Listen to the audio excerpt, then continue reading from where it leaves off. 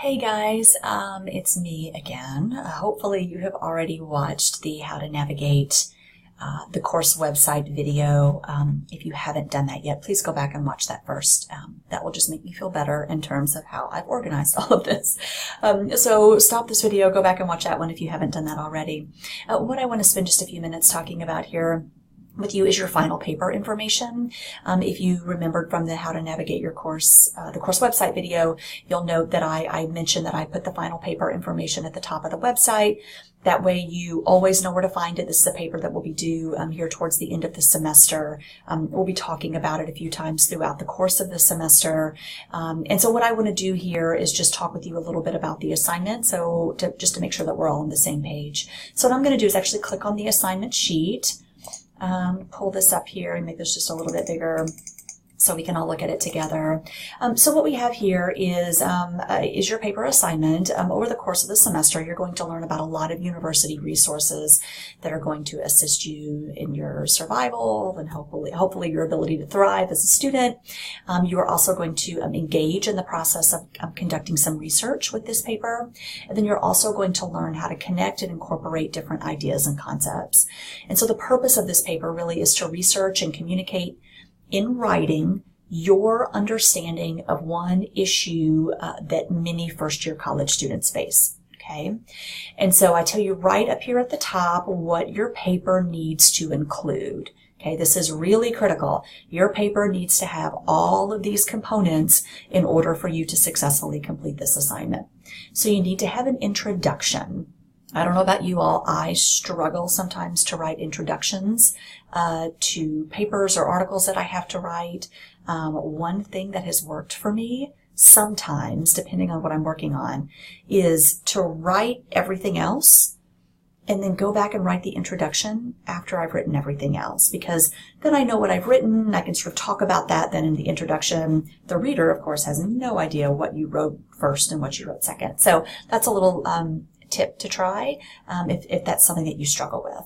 So you need to set up your paper. Tell me what you are going to be looking at in the paper. Okay, what is it that you're going to be covering? Then you're going to kind of want to have a section where you're going to be talking about the issue in particular that you've chosen, and we're going to get to that in a moment, the issues themselves. But you're going to discuss this issue, why a student needs to be aware of the issue that you chose. I really think that this is probably the section where it's easiest to include some of the research that you found, and so you may want to be thinking about that. The next part of the paper is your personal plan, and I'm going to show you the rubric here for the paper in a moment, but you will see the personal plan is where most of the points are allocated. So my hope is that you are choosing a topic, and again, we'll talk about those here in a second. You're choosing a topic that maybe it's something that you personally can work on, or that you're personally want to be aware of and want to make other people aware of. And so what you're going to do is you're going to articulate your personal plan for success as it relates to that chosen issue. So you are going to really want to spend some time on that particular section. The next section is your advice section. So if you could identify some advice to give to an incoming student on how to be successful with your particular issue, you need to outline that there. Some of you may even find some things in your research, and you can incorporate some of that information in the advice section as well. Finally, you need to have a fully formed conclusion. That is, a paragraph at the end of the paper where you wrap things up nicely. You share any final thoughts about your paper. Just make sure that it's something that when I'm reading it, I know, yes, the author is coming to a close here. Okay, so you need a nice, good, solid conclusion. So I have pre-selected some issues or topics for you to choose from. If you wish, and my expectation is that you are going to choose from one of these topics. However, if you want to focus on something different, and it has to be related to college students, okay? It can't be like, I would like to study the Civil War. You can do that in a history class. Here we're going to focus on this. So you have to obtain approval from me. And you're welcome to just shoot me off an email and say, hey, I've given this some thought and I'd like to focus on this.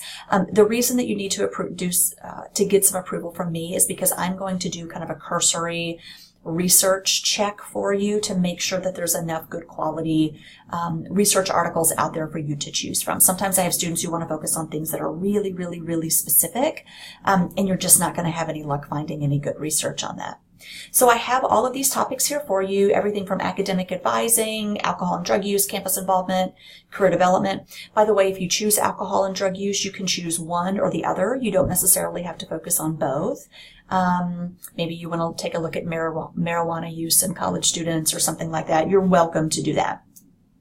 Or prescription drug use, whatever you want. That's sort of a kind of a catch-all topic there. Financial literacy, sexual violence prevention, time management, wellness, and I put mental and or physical there, sort of the same thing with alcohol and drug use. If you try to cover both mental and physical wellness, that's going to be a lot of information. And as you're going to see, this isn't a terribly long paper. And so I would encourage you to maybe choose one or the other. There's lots of great resources out there on both.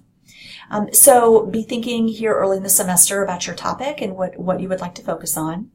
Your paper is going to be about 4 pages long. So we're not looking at a 10, 20, 30 page paper here.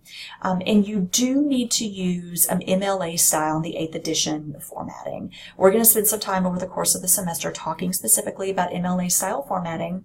But basically what that means sort of here early on in the semester for you is that we're going to be looking at double spaced, 1-inch margins, a Times New Roman 12-point font.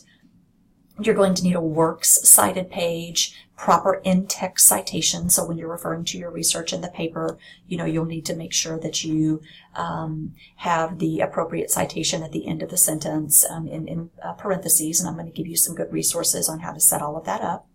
That works cited page does not count towards your 4 pages, so you'll need about 4 pages. And if you're a little short, that's fine. If you're a little over, that's fine.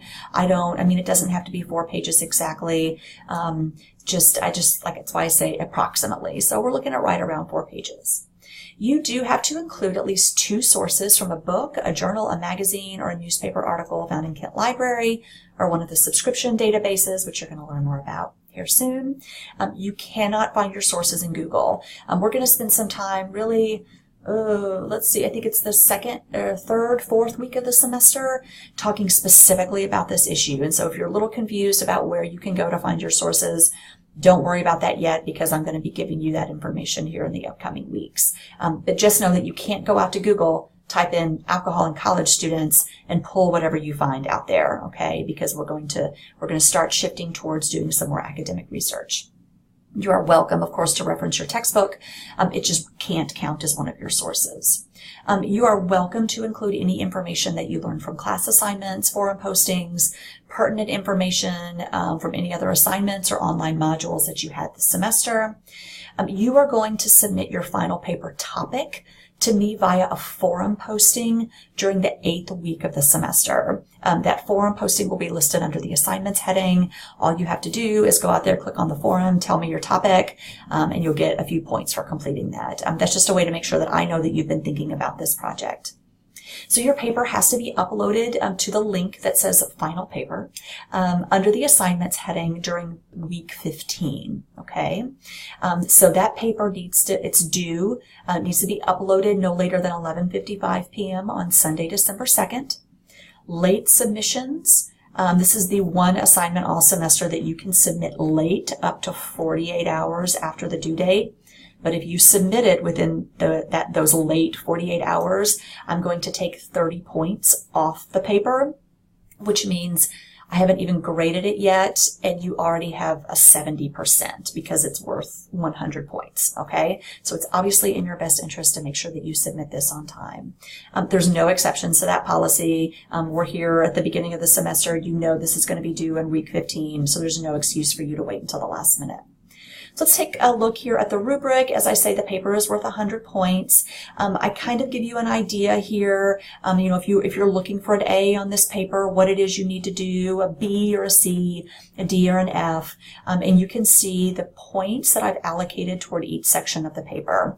That includes your introduction, your discussion, that personal plan. Again, that's where a lot of your points are allocated. Your advice, your conclusion.